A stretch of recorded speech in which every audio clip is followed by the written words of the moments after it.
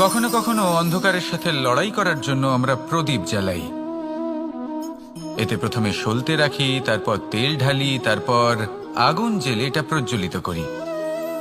তারপর একটা সময় আসে যখন এই প্রদীপ নিভে যায়। কারণটা কি? কারণ কি এটা যে প্রদীপের প্রকাশমান হওয়ার ক্ষমতা সমাপ্ত হয়েছে? না, এই যে আগুন আমরা দেখতে পাচ্ছি, এই আগুনের জন্য যে শক্তির প্রয়োজন হয় তা আসে এই তেল থেকে। যদি এই তেল সমাপ্ত হয়ে যায় তাহলে এই প্রকাশ তাও সমাপ্ত হয়ে যায়।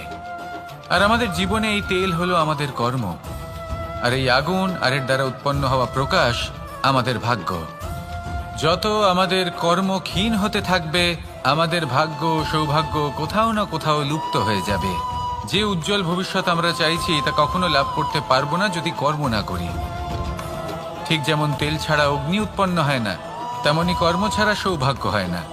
আর যেমন কর্ম তেমন ভাগ্য।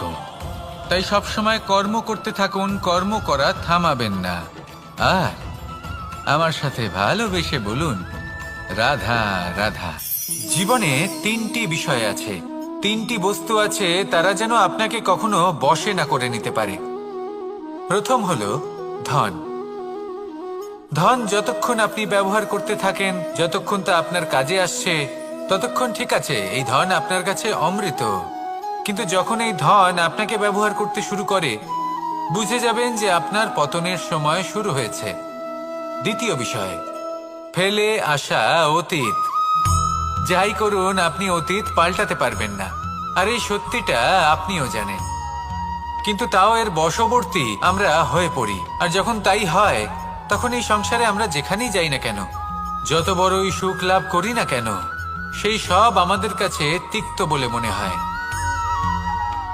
তৃতীয় বিষয়, আপনার আশেপাশের মানুষ ভিন্ন ভিন্ন ধরনের মানুষ হয়, যাদের চিন্তা ভাবনা এবং দৃষ্টিভঙ্গি ভিন্ন ভিন্ন প্রকারের। যদি এদের বশবর্তী আপনি হয়ে পড়েন, তাহলে কেউ বলবে এটা করো, এটা ভালো। কেউ বলবে এটা করো না, ওটা করো, ওটা ভালো কাজ। কেউ বলবে এই দুটোই করো না, অন্য কিছু করো। এই কথাগুলিতে আপনি এতটাই জড়িয়ে পড়বেন যে আপনি লক্ষ্যভ্রষ্ট হয়ে পড়বেন। তাই এই তিন বিষয় থেকে সাবধানে থাকবেন। যদি কোনো কিছু বশ করতে হয়, তাহলে আপনাকে বশ করতে হবে আপনার আজকে, নিজের বর্তমানকে। এটা খুব প্রয়োজনীয়। এটা ভাববেন যে এই সময়ের সদ্ব্যবহার আমি কিভাবে করব, সময়কে শাসন কিভাবে করব, ওই কর্ম কিভাবে করব যাতে ভবিষ্যতে কখনো আমার আফসোস না হয়, বরং এই সংসার আমাকে নিয়ে গর্ব করবে, সেই কর্ম করুন। আর যখন আপনি এটা শিখে নেবেন, তখন আপনি নিজেই নিজেকে প্রকৃত অর্থে ভাগ্যশালী করে তুলবেন। আসুন আমার সাথে ভালোবেসে বলুন, রাধা রাধা। অনেক সময় আমরা কারোর নীরবতাকে তার দুর্বলতা ভেবে বসি।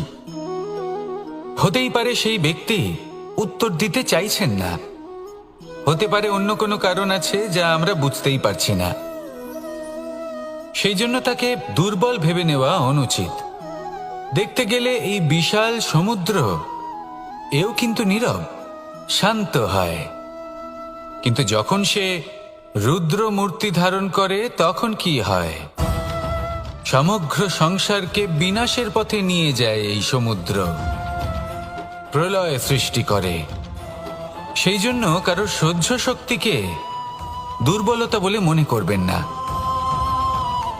কারণ যদি এই নীরবতা নিজেকে ভেঙে বেরিয়ে আসে, তাহলে তা বিনাশের সমস্ত সীমা পার করে যেতে পারে। তাই এই নীরবতাকে সবসময় বুঝুন, সবসময় একে সম্মান করতে শিখুন। আর আমার সাথে ভালোবেসে বলুন, রাধা রাধা।